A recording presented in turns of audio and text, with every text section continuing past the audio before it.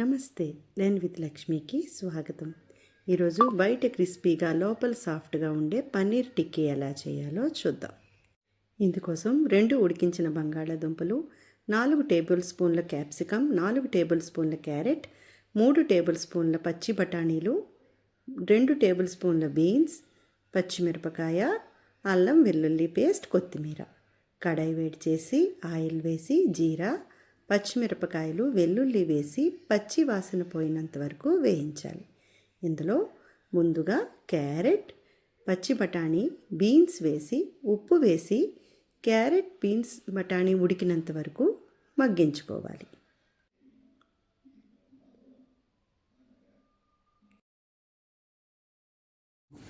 ఇందులో క్యాప్సికమ్, ఉల్లిపాయ, పావు టీ స్పూన్ పసుపు వేసి కలుపుకొని ఇవి కూడా మగ్గించుకోవాలి.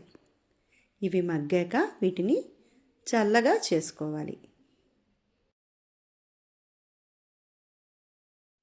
మనం పన్నీర్ టిక్కీ కోసం 250 గ్రాముల పన్నీర్ తీసుకున్నాం. ముందుగా ఒక బౌల్ తీసుకొని అందులో బంగాళాదుంపలను ఈ విధంగా కోరి ఉంచుకోవాలి. వీటిలోనే పన్నీర్ని కూడా తురుముకోవాలి.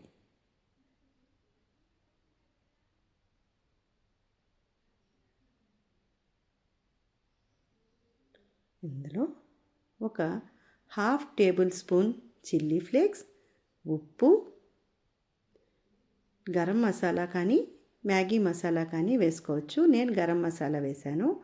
ఒరిగానో ఒక హాఫ్ టేబుల్ స్పూన్, కొత్తిమీర వేసి చల్లగా అయిన ఈ కూరల్ని కూడా ఇందులో వేసి బాగా కలుపుకోవాలి. ఇప్పుడు ఉండలుగా చేసుకొని మనకు కావాల్సిన షేప్లో టిక్కీలు చేసుకోవాలి. టిక్కీ చేసేటప్పుడు కొంచెం నొక్కి చెయ్యాలి, లేకపోతే ఆయిల్లో వేసేటప్పుడు వీడిపోతుంది.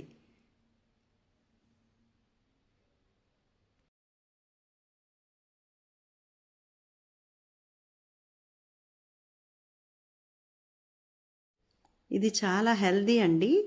వెయిట్ లాస్లో ఉండేవాళ్ళు షాలో ఫ్రై మెథడ్ చేసుకొని తింటే చాలా బాగుంటుంది. చాలా క్విక్గా వెయిట్ లాస్ అవుతారు. మంచి ప్రోటీన్ కూడా.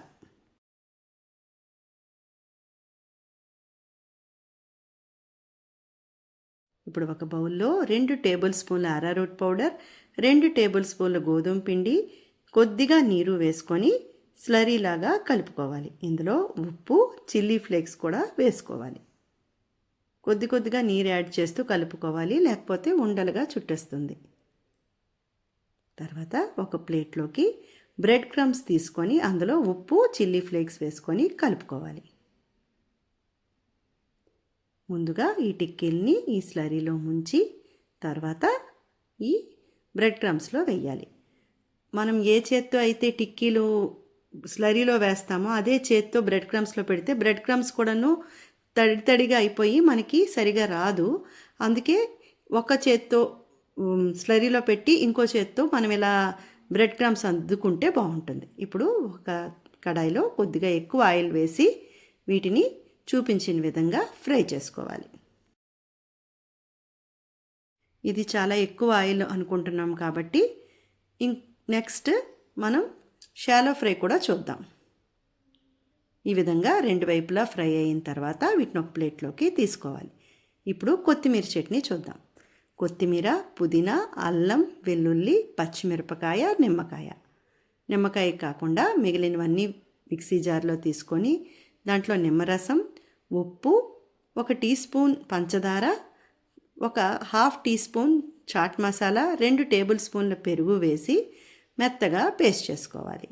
ఈ కొత్తిమీర చట్నీ ఏ టిక్కీతోనైనా కబాబ్స్తో అయినా చాలా బాగుంటుంది. ఈ టిక్కీల్ని కొత్తిమీర చట్నీతో సర్వ్ చేస్తే చాలా బాగుంటుంది. ఇప్పుడు వెయిట్ లాస్ టిక్కీస్ చూద్దాం.